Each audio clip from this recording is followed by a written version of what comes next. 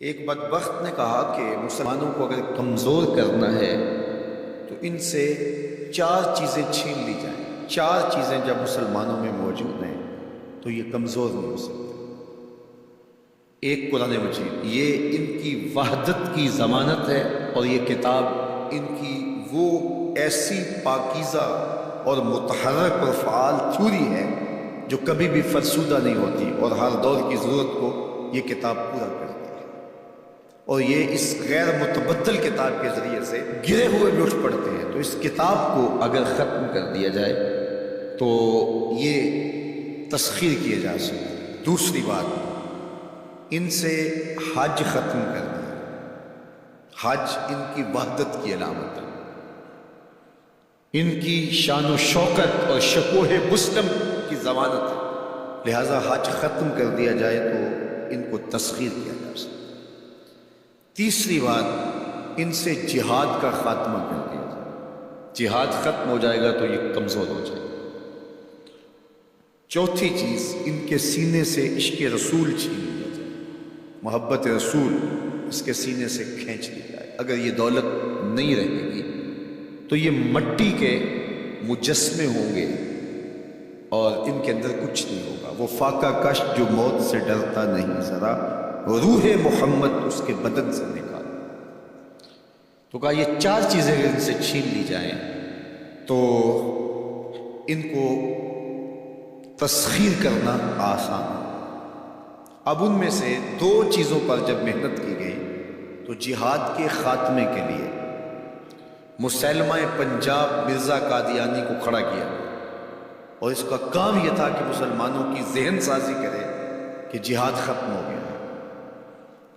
اور وہ خود لکھتا ہے کہ میں نے جہاد کی ممانعت پر اتنا کچھ لکھا ہے اور اطراف و اکناف میں بیچا ہے، اگر وہ جمع کرنا ممکن ہو تو 300 الماریاں بھر جائیں۔ اتنا کچھ میں نے جہاد کی ممانعت میں لکھا ہے۔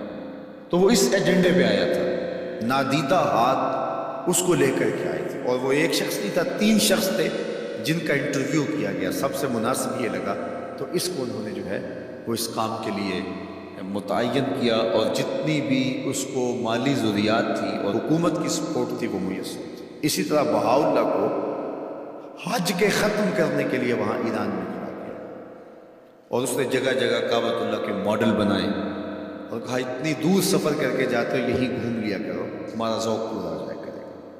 اب یہ 2 لوگوں کو نادیدہ ہاتھوں نے ان 2 چیزوں کو ختم کرنے کے لیے، جہاد اور حج کو ختم کرنے کے لیے تیار کیا تھا، اور ان کے اوپر اس زمانے کے اندر انہوں نے کروڑوں روپے لگائے تھے۔ اب جب وہ مر بھی گئے ہیں تو ان کے متبعین کو وہ اسی طرح سپورٹ کر رہے ہیں، اس لیے ان کے متبعین جو ہیں وہ موجود ہیں۔ باقی جس نے بھی ادعائے نبوت کیا پاگل پن کی وجہ سے، یا جو ہے وہ اس کے اندر کوئی صلاحیت تھی تو وہ تکبر میں آ گیا، تو اس پاگل پن کی وجہ سے اس نے اعلان کیا، جب وہ گیا تو سلسلہ ختم ہو گیا۔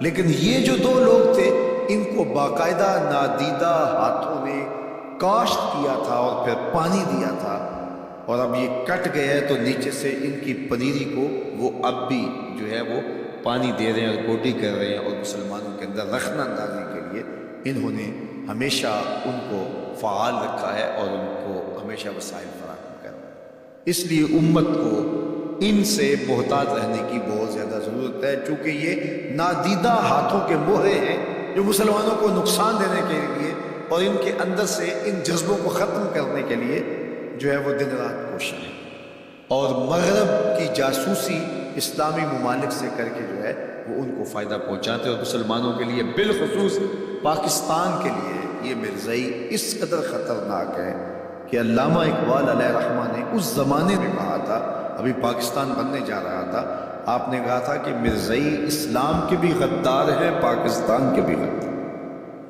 اور پھر زمانے نے دیکھا، علامہ اقبال علیہ رحمہ تو 1938 میں انتقال کر گئے، لیکن 47 میں پاکستان بنا، تو لوگوں نے دیکھا کہ ان لوگوں نے پاکستان کی مخالفت کی، اور جب پاکستان ٹوٹا، 2 ٹکڑوں میں تقسیم ہوا، تو اس وقت قادیاں میں چراغاں کیا گیا، انہوں نے خوشی کا اظہار کیا۔ پاکستان ایٹمی طاقت بنا تو وہاں سوگ منایا گیا، اور آج بھی یہ ربوے کے اندر دفن ہوتے ہیں تو امانتاً دفن ہوتے ہیں۔ ان کا یہ مکروہ عقیدہ ہے کہ پاکستان ٹوٹ جائے گا اور ہمیں یہاں سے اٹھا کر کے ہماری گندی لاشوں کو وہاں ربوے سے قادیان کے اندر شفٹ کیا جائے گا۔ یہ پاکستان کی سالمیت پر ہمیشہ خطرہ ہے اور پاکستان کو ہمیشہ نقصان پہنچانے کے درپائے رہتا ہے، اور ان کی ہمیشہ کوشش ہوتی ہے کہ اس وطن کے اندر امن، طمانینت اور سکون نصیب نہ ہو۔ مسٹر بھٹو نے کہا تھا کہ جو حیثیت امریکہ کے اندر یہودیوں کی ہے وہی حیثیت پاکستان کے اندر مرزائی حاصل کرنا چاہتا ہے۔ حکومت بھلے کس کی بھی ہو، لیکن یہ پاکستان کے اہم مناصب پر فائز ہو کر کے جو ہے وہ پاکستان کو اپنے کنٹرول اور قابو میں لینا چاہتا ہے۔ لیکن اللہ بھلا کرے ان لوگوں کا جنہوں نے دن رات کی کاوشوں سے، محنتوں سے آئین کے اندر ان کو غیر مسلم قرار دلوایا۔ علماء نے، مشائخ نے، سب لوگوں نے، تمام مسالک کے لوگوں نے مل کے اس میں کاوش کی، محنت کی کہ یہ 7 ستمبر کا دن تھا، 1974 کی شام تھی، 4:35 ہو رہے تھے کہ جب دستخط ہوئے کہ مرزائی چاہے ربوی ہوں چاہے لاہوری ہوں کافر ہیں، اور پھر ہر سمت سے نعرہ تکبیر اور نعرہ رسالت کی آوازیں آنے لگی اور تاجدار ختم نبوت زندہ باد کی صدائے دل نواز کو۔